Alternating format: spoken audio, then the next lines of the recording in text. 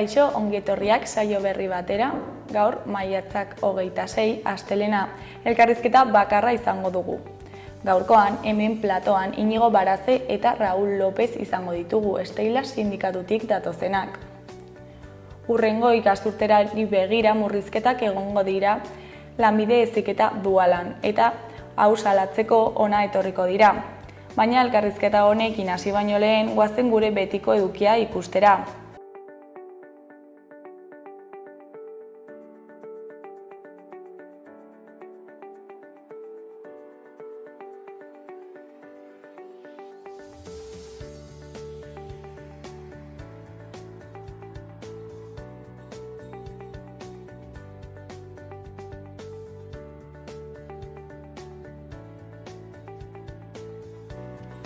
Goazen gaurko efemerideak ikustera. Gaurko egun batean, 1905 maiatzaren 26an, Barakaldoko maizterren protestetan parte hartu zuten herritar ugari atxilotu zituzten. Etxegabetze baten ondorioz hasitako protestek eta greba orokorrak hainbat istilu eragin zituzten eta autoritateek gerra egoera deklaratu zuten. Istiluak amaituak ziren ordurako eta ekintza nabarmen bakarra errenta ez ordaintzera deitzen zuten esku horrien banaketa zen. Baina polizia atxiloketak egiten hasi zen. Batez ere, aurreko egunetan trenbideak blokeatu zituzten emakumeak identifikatu nahian. Bi gizoni gerra kontseiluan 6 urteko espetxe zigorra ezarri zieten, legez kanpoko bilkuretan parte hartzea egotzita. Urte batzuk geroago, 1954ko maiatzaren 26an, Marseillako langileek greba orokorra hasi zuten lan eta bizi baldintza hobeen eske. Portuetako langileek hasitako grebarekin bat egin zuten metaleko, garraioetako eta zerbitzu publikoetako langileek eta protesta masiboa izan zen. Egun berean, baina 1978an, adulterioak delitu izateari utzi zion Espainiako estatuan. Ordura arte ezkondutako emakume bat senarra ez zuen gizon batekin oheratzen bazen, 6 urterainoko espetxe zigorra jaso zezakeen adulterioa egotzita. Ehunka izan ziren halako gertaerengatik zigortu eta espetxeratuak. 1977an, adibidez, Espainiako estatuan preso zeuden emakumeen 45% abortu delituagatik, familia abandonatzeagatik, adulterioagatik edo infantizidioagatik zeuden espetxean. Eta bukatzeko 2000ko maiatzaren 26an, demoetako 62 kidek presoen bizi baldintzak salatzeko dozena bat ekimen egin zituzten 8 herrietan, erabat koordinatuta.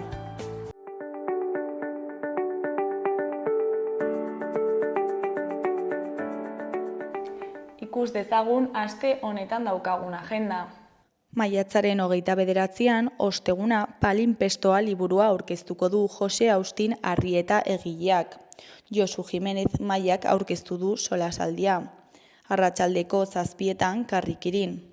Baina gu, ni bezalakoak edo antzekoak isiltzen baldin bagara, irabazleen errelatoa gailenduko da. Horra arazoa. Jose Austin Arrieta gure idazlea da eta horrekin batera familia herrikoi baten azken agurra. Euskararen erabiltzaile suharra eta Euskal Herri Libre Batu eta Sozialistaren aldeko militante ezaguna. Liburuak badu kutsu autobiografikoa, familia, idazle eta militantearen goraberak kontatzen ditu. Ostegunean baita ere, Otsegunak programazioaren barna, ahots hutsez-en kontzertua egongo da Zaldiko Maldikon. Zaldiko Maldiko elkarteak ostegunetan antolatzen ditu musika emanaldiak. Oraingoan ahots hutsez taldeak joko du. Hitzordua arratsaldeko 8etan izango da elkartean bertan. Egun eta ordu berean, Alternation izeneko gastroshowa egongo da geltokin. Ahots efektuak eta emakume kurioso bat. 2, 3, 4, 5 zenbat ahots eduki ditzake gorputz bakar batek? Ahotsa identitatea da. Identitatea bakarra alda? Ahots efektuak eta emakume kurioso bat. Hainbat ahots, hainbat identitate psikopatologia bat eta konferentzia bat. Idoia Tapia aktore eta abeslari iruindarraren lana Alternation eta geltokiko gastro-showean taularatuko du. Ostegunarekin bukatzeko Oko Andra Maria plazan, arratsaldeko 8etan, kantu eta hitza programaren baitan Frikun taldea egongo da kontzertuan. Frikun Euskal Herriko 4 musikari eta afro-rock talde bat dira. Hein handi batean Afrika mendebaldeko musika elektronikoan inspiratuak, baina nortasun musikal propioa sortu dutenak. 2022an kaleratu zuten Ezkerreko Herria autoekoizutako azken diskoan doinu liruragarriak eta erritmo uhinak uztartzen dituzten konposizio originalak daude. Baita kritika sozialaren, hausnarketa globalaren eta introspekzioaren artean dabiltzan euskarazko hitzak ere. Ostiralean, maiatzaren 30ean, 100 urteko gerra Palestinaren aurka liburua izango du aztergai irakurle taldeak Katakrak liburutegian. Palestinako historiari buruzko azterketa integral bat idatzi beharrean, Palestina menderatzeko borrokak gerturatutako 6 inflexio puntutan jarri du arreta Rashid Khalidik. Iñaki Alegriak euskaratu du liburua eta Katakrakeko irakurle taldean izango dute aztergai arratsaldeko 7etan. Larunbatean Sanduzelaiko Zibiboxeko ekitaldia aretoan arratsaldeko 6etan haur eta familiendako zinema euskaraz egongo da. Deep Sea sakontasunera bidaia bat izeneko filma jarriko dute.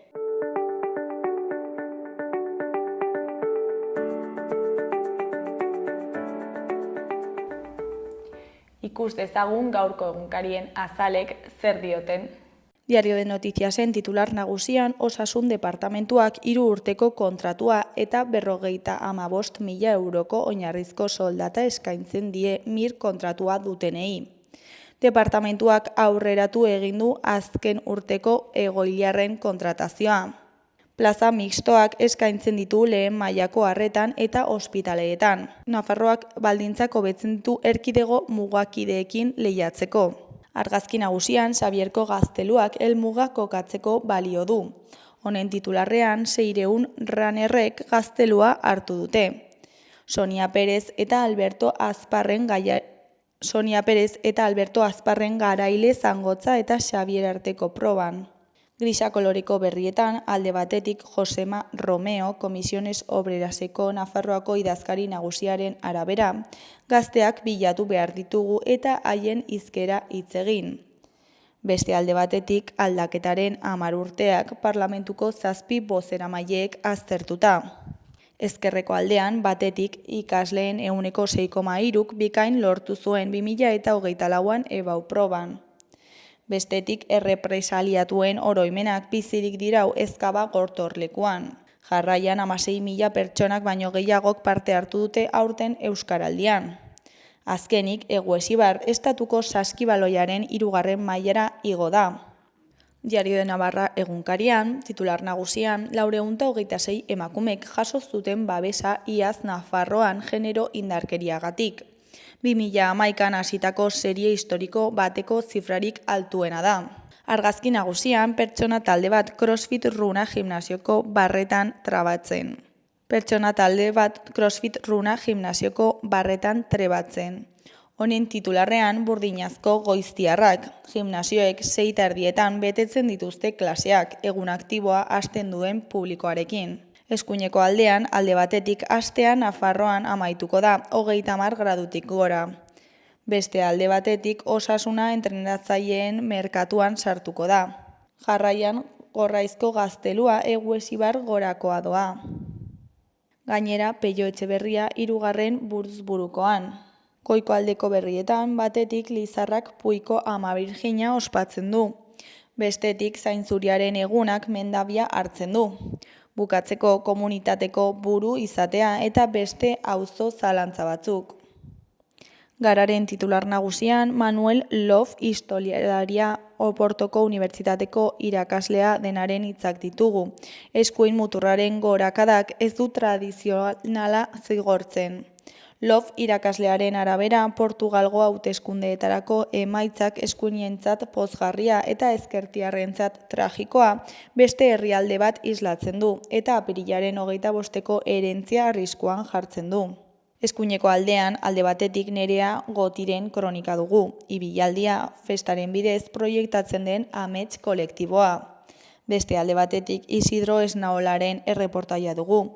Nondik ateratzen dira britainiar aberatsenen aberastasunak? Ezkerreko aldean, alde batetik Elazauio eta Alonso Garaie Zegama Aizkorrin. Beste alde batetik bera-berak ligako final berri bat lortu du.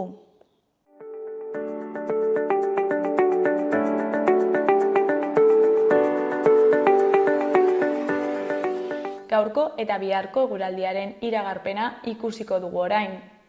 Gaur, astelena orduak pasa ahala atertu eta garbitzera egingo du. Goizean goiz lainotuta egongo da ia denean, hodei geruza itxiarekin, eta euria edo zirimiria egingo du ipar isurialdean.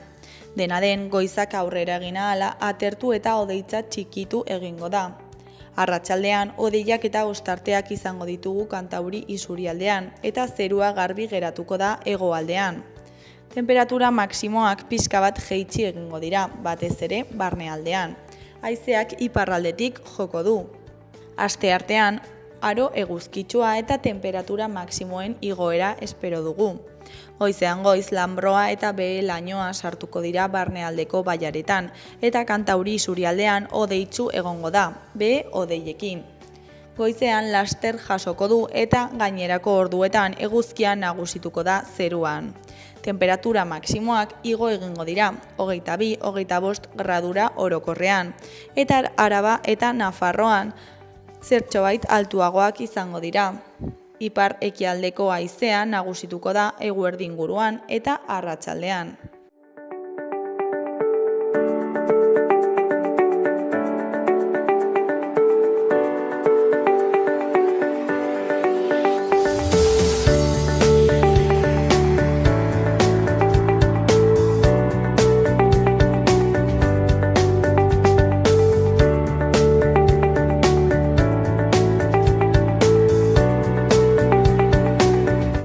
Kaixo, lehen aipatu dugun bezala, orain Esteila sindikatutik Inigo eta Raul etorri dira. Kaixo, zer moduz?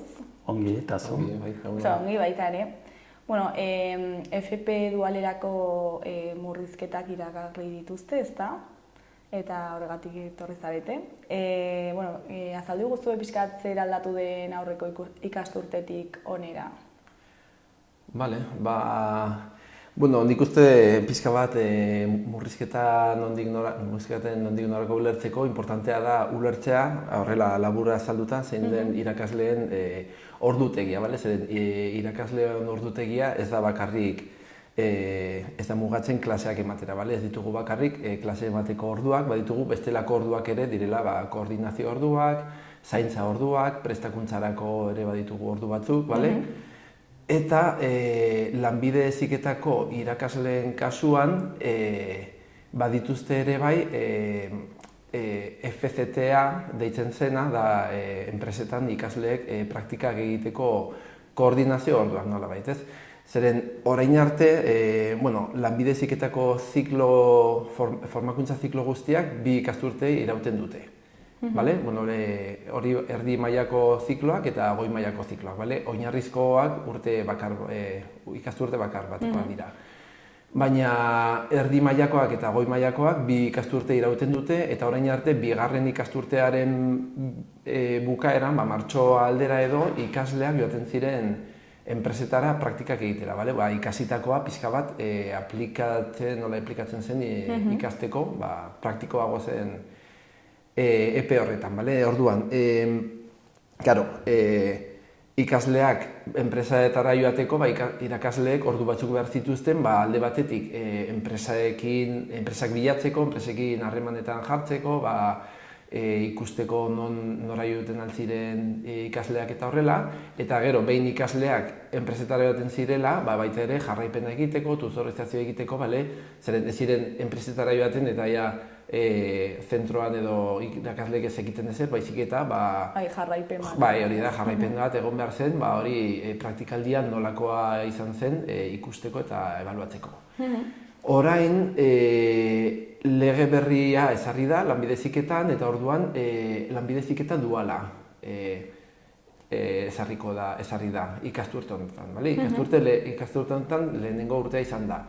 Orduan, klaro, nola esan dudan, bi ikasturte dira, orduan, bigarrenean egin dute betiko, bigarren mailara pasatu direnak zeuden betiko lanbide heziketa normalarekin, orduan, bigarren ikasturte honetan egin dute FCT hori, formakuntza enpresan, formakuntza berdina, ordu kopuru berdina eta epe berdina, baina lehenengo kurtsoetan aplikatu da duala. Eta dualak egiten duena da formakuntza ordu horiek handitzen ditu, eta orduan banatu egiten dira lehenengo kurtsoetan eta bigarren kurtsoetan. Orduan, aurten dualean lehenengo kurtsoan hasi direnak, hasi dira praktikak egiten.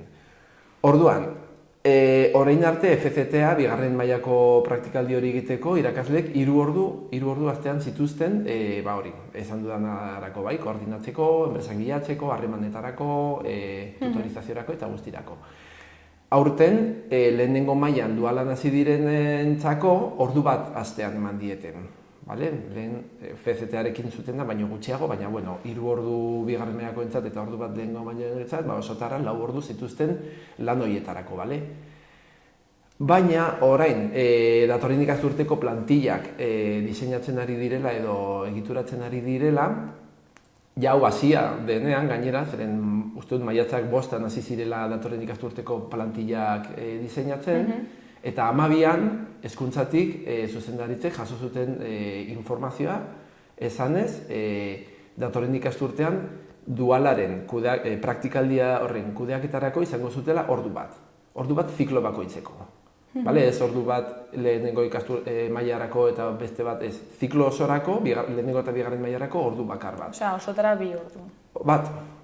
Ziklo osorako bakar bat. Osea, 4 ordez bat. 4 ordez bat, hori da. Eta orduan, klaro, hori zugarrizko berri txarra eta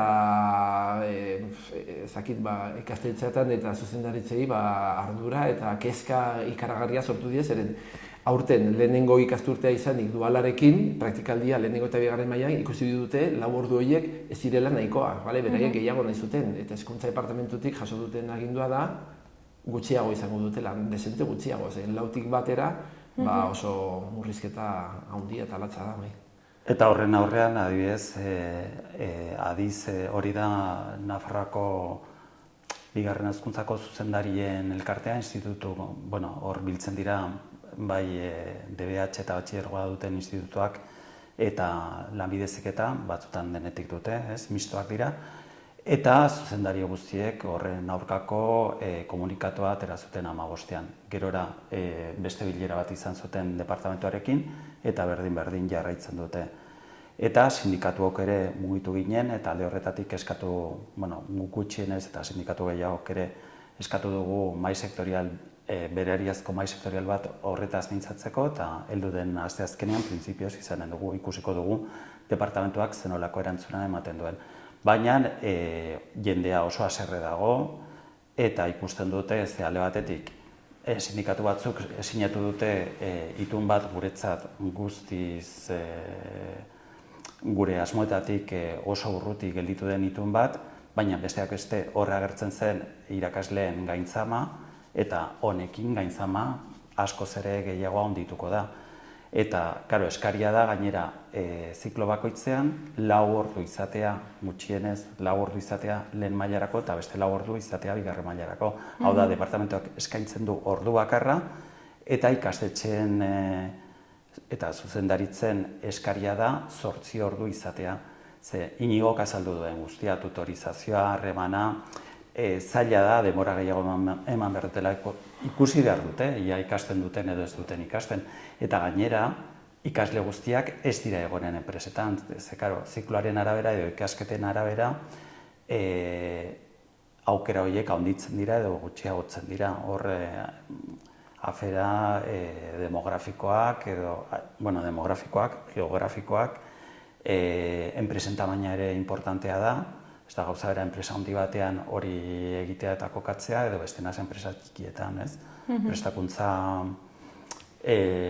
aukerak ezberdinak direlako. Eta gero gainera imaginatzen dut, klaro, lehi duala hori aplikatzerakoan enpresa berriak bilatu behar direla. Ze lehenengo mailan ez dakizu gauza berdinak bigarren mailan baino, ez? Osa, ez dakit. Claro, biderkatu egin behar da hori, orduan hori oso ongi sartu behar da, enpresek ikusi behar dute hortik.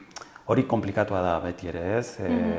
Hor dago baita ere prestakuntzaren edo hezkuntzaren merkantilizazio bat, ez? Ze, claro, enpresaren arabera eta ikasketa esparruaren arabera hor prestakuntza hobeagoa edo mugatuagoa izanen da. Orduan, une jakin batean, enpresa jakin batean aritzeko oso egokia izan daiteke, baina lana bukatzen baldin bada hor eta beste toki batean bilatu behar baldin badute, agian prestakuntza hori zabalagoa izan beharko litzateke. Gero, ikasle guztiek ez dute aukera izanen hori egiteko, toki falta dagoelako. Gero, esparru batean, sor daitezke baita ere ikastetxeen arteko lehiak ez hainbeste publikoen artean, ze hor nolabait eskaintza banatuago dagoelako, ez, bai espezialitateka eta bai geografikoki, baina bai adibidez izan daiteke publiko eta pribatuen artean. Orduan konplexua da, bai. Eta gero, duala hau ezartzeko prozesua nolakoa izan zen, ez dakit ona izan zen, edo ez dela nahikoa iruditzen zaizue?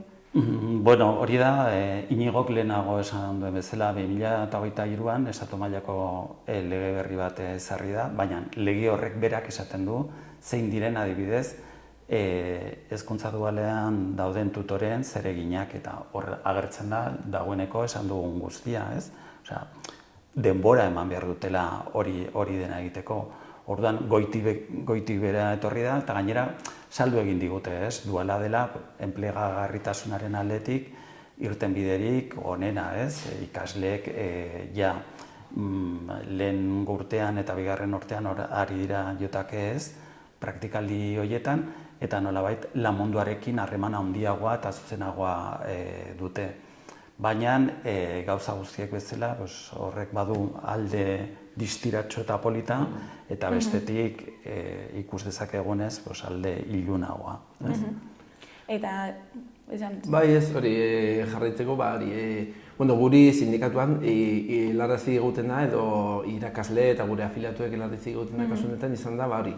Esan dugun bezala, aurten izan da lanbide heziketa lehen aldiz ezarri den ikasturtea, normala den bezala, nik uste dut normala dela, hor akatsak edo gabeziak egotea ez, azkenean lehenengo aldiz sistema edo mota berri bat ezartzen denean, dena igual ez dago oso ongi lotuta edo gauza batzuk eskapatu daitezke eta orduan akatsak egon dira, baina guri esan digutena kasu horietan dira zentroetatik zuzendaritzek zalantzak eta kezkak bidali dituztenean hezkuntza departamentura erantzuna izan da zentroei horiek kudeatzeko erantzunkizuna pasatzea.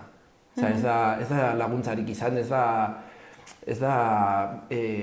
elkarlan bat egon edo haiek eskaerak egiten zituzten, kezkak aldatu eta dena zuek moldatu, daukazutenarekin aurrera egin eta egiten duzutena ongi egongo da, baina laguntzarik eman gabe eta orduan esan digutena da improvisazioa handia izan dela, dena sobre la marcha egin dute edo gauzak atatzen ziren bezala aurrera atera izan duten bezala eta claro, hori horrela izan da, azkenean ikasturte hau aurrera atera izan da, lehenengo dualaren ikasturte hau, baina irakasleek horretarako esfortzu handia egin behar izan dute eta beraien denbora pertsonala ere hortan aplikatu zeren esan dugun bezala honetarako dagoen denbora eskasa da, bestelako eginkizun batzuk ere ditugu eta orduan guztiak bete ahal izateko denbora pertsonala ere.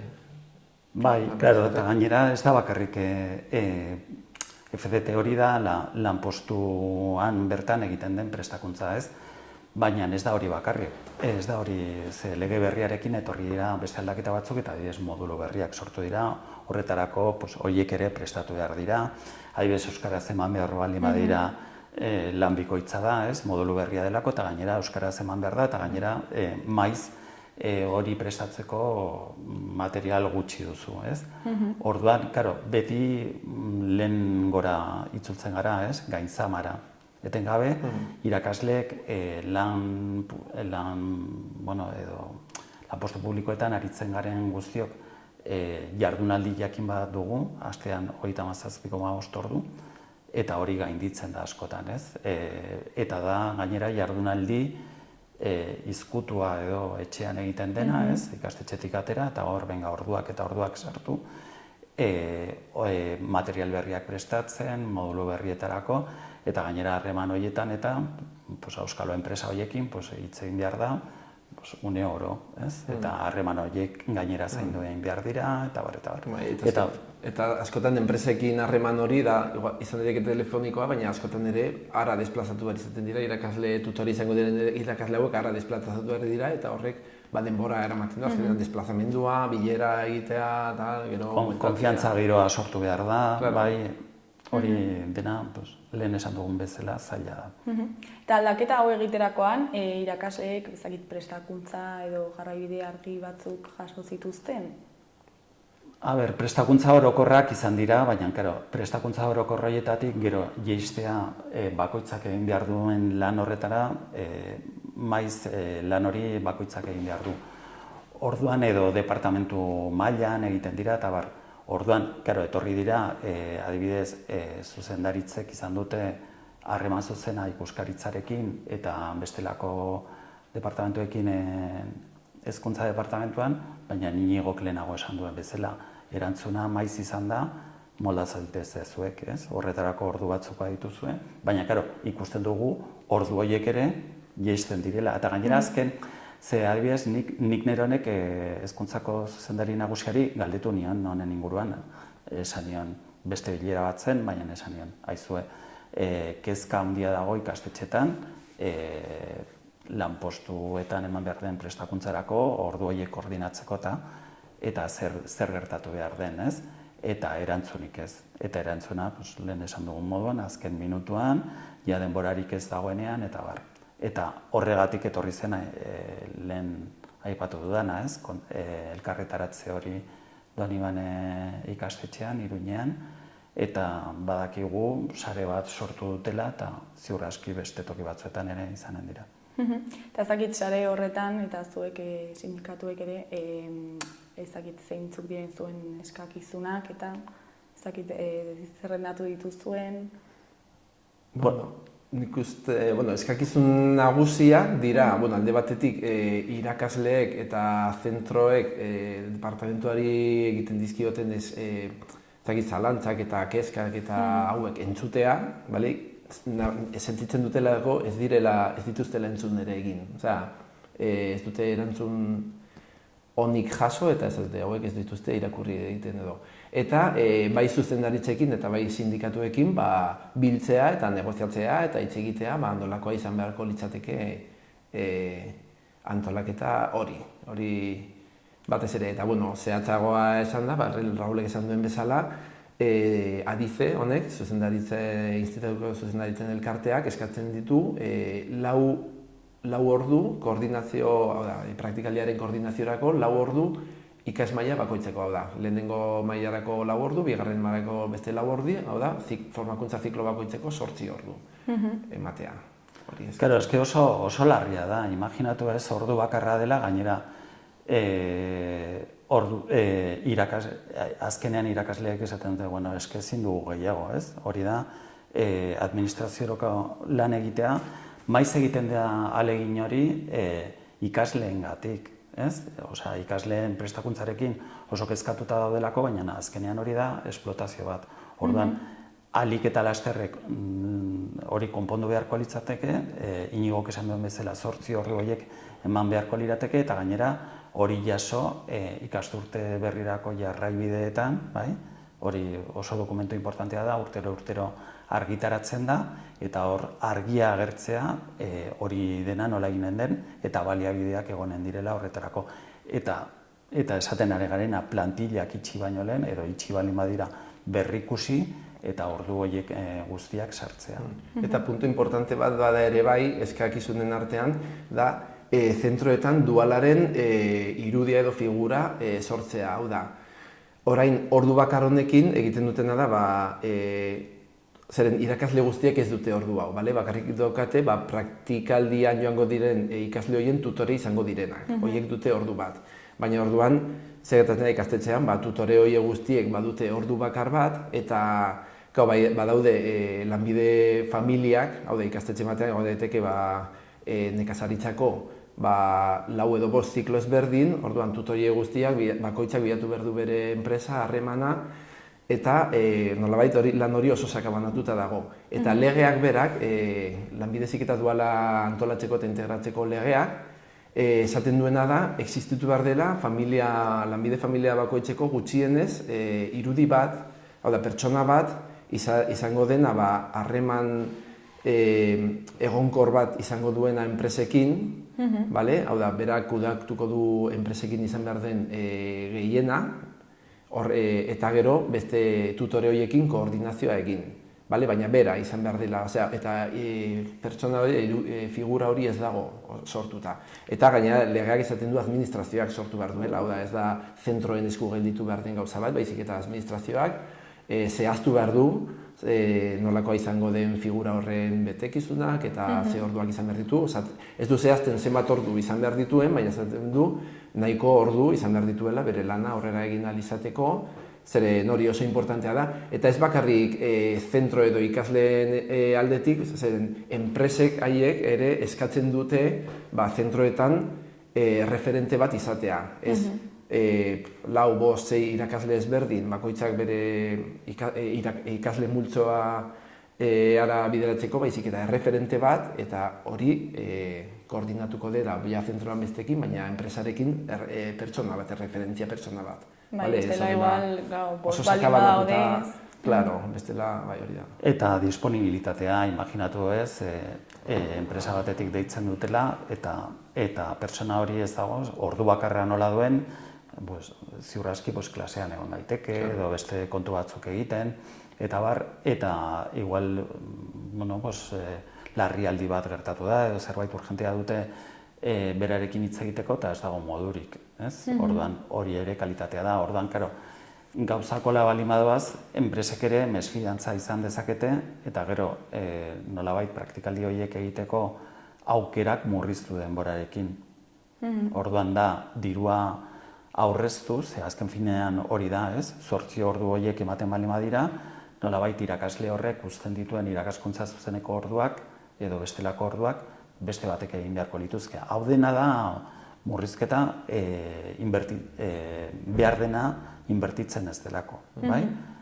Baina gerora hori oso kaltegarria izan daiteke lanbide heziketarako bere osotasunean. Eta gero ere, usten dute ezakit erantzunkizuna irakasleengan, ez? Ez baldin bazara iristen ordu horretan, ja txarra zara zu. Zergatik ez dituzu ordu gehiago sartzen zure lana ongi egiteko, baina, klaro, hori ere bakoitzaren kontzientzia, ez? Bai, horretaz... betetzen badut, ez? Horretaz aprobetxatzen dira, bai. Azken finean irakasle gehienak nahi dute, ez? Irakasle horiek nahi dute beren ikasleen prestakuntza ahalik eta ongien ateratzea, eta hain zuzen ere kontzientzia horrengatik ordu gehiago ematen dituzte, baina badakigu gure sektorean hori ikerketa bat egin zen eta hori atera zen, ez? Ostalaritzan baino ordu estra gehiago, aparteko ordu gehiago sartzen dira eta gainera ordu horiek ez dira inoiz ordaintzen, bai? Baina, karo, azkenean jendea erretzen da eta normala denez gero beste batek egin dezala, ez? Maiz hori ez da gertatzen, baina hori da nolabait gainkarga hori, gainzama hori handitu eta azkenean jendea erre, bai? Hori da problema. Eta ez da bakarrik lanbide heziketan gertatzen da hezkuntzako beste arloetan ere. Bai, baina eski irakasleek ez badute egiten kaltetuak ikasleak dira, ez? Jakina, bai. Orduan, azkenean. Biak dira, bai. Eta, zer da espero duzuena hezkuntza departamentutik aurrengo ikasturtera begira? Bueno, nik uste dut importantea dela, igual mediatikoki ez da inbeste zabaldu, ez? Adizekoek, hau da, zuzendarien elkartekoek aipatu dutena, baina nik uste dut departamentuak erantzun beharko lukeela, ez? Hau da, haien eskariak oso logikoak dira, gainera aipatzen dute, ez? Estatu mailako lege hori betetzeko ezinbestekoa dela hori egitea, eta ez dugu ulertzen departamentuak nola egiten duen hau. Orduan ikusiko dugu, esan dugun bezala heldu den asteazkenean mahai sektoriala izanen dugu, baina ziur aski ikusita zein diren aurrekariak, espero dezagun baietz, ez? Erantzun egokia ematea, baina igual mobilizazioa besterik ez da gelditzen, ez? Eta mediatikoki hau zabaltzea, eta ahalik eta jende gehien hartzen den horretaz, eta erantzun egoki bat etortzea. Eta alizen nolago giroa zen nahiko gogorra izan da komunikatua, ez? Bai, haserre eta nolabait etxita daude, ez? Oso denbora gutxian izan dituzte bilera batzuk, eta erantzuna, esan dugun bezala, ez da bat ere egokia, ez? Departamentuak jarraitzen du ordu horrekin. Bai, nik uste dut bizi izan dutela azkenan sindikatuok itun horren negoziazioan bizi izan duguna, ez? Eren hor proposamenak egiten ziren, ez, itun bat negoziatzeko ginen, goazen proposamenak egitera, itun hon bat atatzeko eta lan baldintzako betzeko, eta azken finean hezkuntza kalitatea betzeko, eta dena ez ezkoa zen. Eta adizerekin gertatu da berdina, komunikatu bat atera zuten, hor zeuden eskaera batzuk, eta bidali zuten hezkuntza departamentura, eta lehenengo eskaera, ez, bigarrena, ez ezkoa, hirugarrena, dena ez. Osea, ez dago non malgutasunik, ez dago ezkoa da dena. Ikusten dugu, hezkuntza departamentuaren betiko jarrera, ez? Da, ematen du bai eta esaten dute haiek irekiak daudela, etengabe negoziatzen ari direla, baina hori dena gezurra da, bai? Eta igual horiek orain konturatu dira, baina, edo bazekiten denetik egonen da, baina hori da guk etengabe bizi duguna, ez? Eta, zeintzuk dira hurrengo pausoak, honen inguruan, ez dakit mahai sektoriala aipatu duzuenean, noiz da? Mahai sektorialarena, bai, guk ja, nahi bali baduzu sindikatu moduan, ja, aurreko ituna Inigok aipatu duena, hori apirilaren 14an sinatu zen, ematen zuen, ja hemen bake soziala ez, lortu zutela hezkuntzan edo, gutxiengoan sinatu zuten, gainera eskuineko sindikatuekin sinatu dute hori. Hortik kanpo gelditu gara, gehiengo sindikala gelditu gara, hau da, Steilas, Lab, Comisiones Obreras eta ELA. Eta guk kontraproposamen bat aurkeztuko dugu, hemendik gutxira, hori irakasle guztiengana iritsiko da, eta gero gainera landuko dugu hemendik aurrera, ez? Guk uste dugu, egia da oso arazo espezifikoa dela, lanbide heziketakoa, eta lanbide heziketan dauden ezaugarri batzuk eta arazo batzuk ez direla egoten beste hezkuntzaren beste arlo batzuetan, baina ikusten dugu orokorra dela, ez? Adibidez, baita ere mobilizazioak egon dira, berriz ere, ez da lehenbiziko aldia, orientazioko baliabideak murrizten direla, hezkuntza laguntza espezialista, hau da, behar bereziak dituzten umeekin egoten diren profesionalen hornidura berriz ere murriztu da, ikastetxe askotan, gero gobernua ateratzen da, 1000 ordu gehiago eman dituela, baina 1000 ordu horiek banatu dira, ez dakizen bat 70 ikastetxeren artean, ez? Orduan ez da iristen deustarako. Orduan, alde batetik ikusten dugu ematen dutena, beste aldetik kentzen dute, ez? Orduan, guk adibidez itun berriaren memoria ekonomikoa eskatu dugu, ez digute eman, ze ziur aski hutsaren hurrengoa izanen da. Hau da, ez dute hezkuntzan gehiago inbertitu nahi. Horiek zuten aurreko legegintzaldian eta honetan ere barne produktu gordinaren 5% gutxienez inbertitu behar dela hezkuntzan eta ez da iristen. Hori inbertituko balute, posible litzateke adibidez lanbide heziketan 8 ordu horiek ematea edo orientaziokoak edo adibidez programak egiten baldin badira, batzuen gana iritsi da hori, ez? Eskolae programa adibidez bukatu dute prestakuntza, naiz eta irakasle berriak agertu edo ekintza koordinatzeko beharra izan, ematen ziren orduak desagertu dira, bai? Osea, ikusten dugu aurrera egin beharrean murrizketa berriak etengabe agertzen direla. Eta mahai sektorial horretatik, nahi duzuena lortzen ez baduzu, zein da hurrengo pausoa? Hurrengo pausua, betikoa, mugitzea, bai? Adibidez, mugitzen gara eta baita ere erantzunkizuna eskatzea. Adibidez, orain ari gara berriz ere parlamentuko taldeekin hitz egiten, eta hori islatu behar da batez ere aurrekontuen legean. Aurrekontuen legea onesten da normalean urte bukaeran edo, baina hor islatu behar da hezkuntza publikoak dituen beharrak, bai? Eta hobetzeko ikasturte honetan mobilizazio batzuk izan dira, mobilizazio horiek zapuzteko eta oztopatzeko hain zuzen ere atera zen itun berri horrena, sindikatu batzuk jarrera kolaborazionista agertu zuten eta sinatu zuten, eta orain adibidez lanbide heziketan hori dena agertu denean, orduan espantuka agertzen dira, nola izan daiteke hau. Hain zuzen ere, sindikatu horiek beren sinadurarekin nolabait gobernuari eman zioten giltza, ez? Edo karta zuria hau dena egiteko. Osea, arazo guztiak modu batean... Lotuta daude, eta lotuta daude batez ere inbertsioarekin. Dirua azkenean... Claro, langile hori dena egiteko langile gehiago kontratatu behar direlako. Bai, eta ordu gehiago ordaindu, ez? Jakina, bai. Ez da bukatzeko, ez dago galdera gehiagorik, ezakit zerbait gehiago komentatu nahi duzuen, jendeari zerbait esan... Bueno, bereziki lanbide heziketako ikastetxetan, baina bestelakoetan ere, deialdiak egonen direla mobilizatzeko eta erne egoteko. Bai, azken finean, badirudi, hori, Raulek esan den bezala, hezkuntza departamentu honekin balio duen bide edo erramintza bakarra bada mobilizazioa eta negoziazioarekin ez dute negoziatu nahi inongo baldintzarik eta orduan. Claro, haiek deitzen diote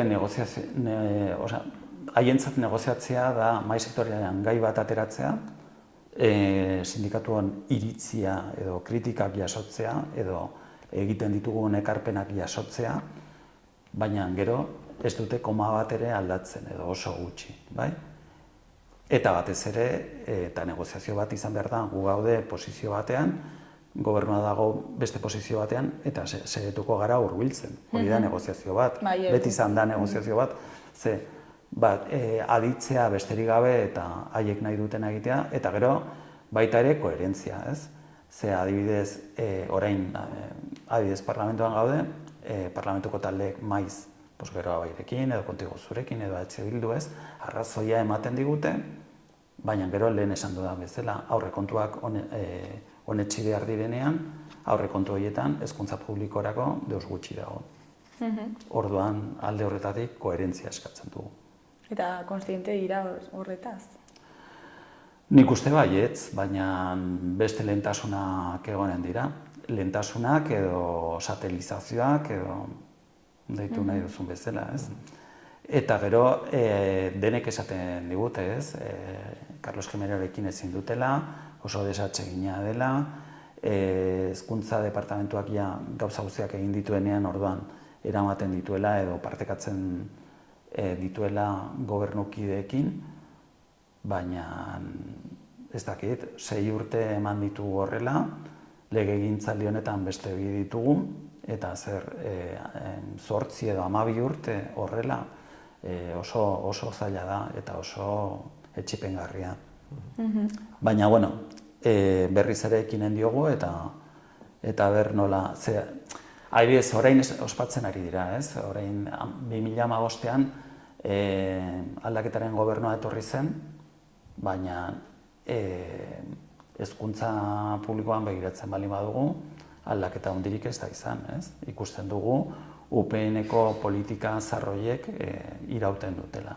Eta argi eta garbi islatzen da negoziazio eza horretan.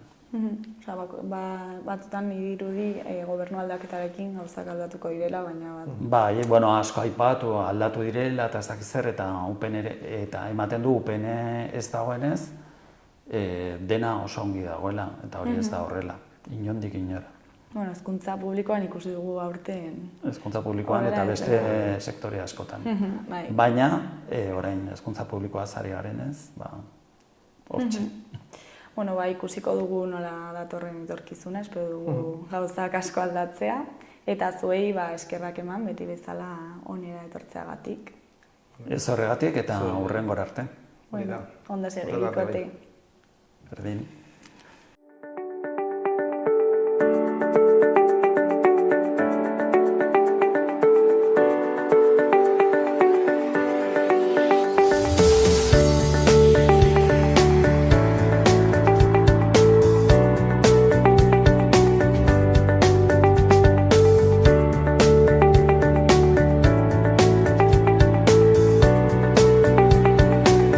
Gaurkoz hau izan da dena, bihar asteartea itzuliko gara helduki eta elkarrizketa berriekin.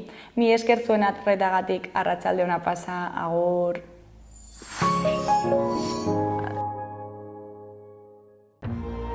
Gobierno de Navarra. Nafarroako gobernua.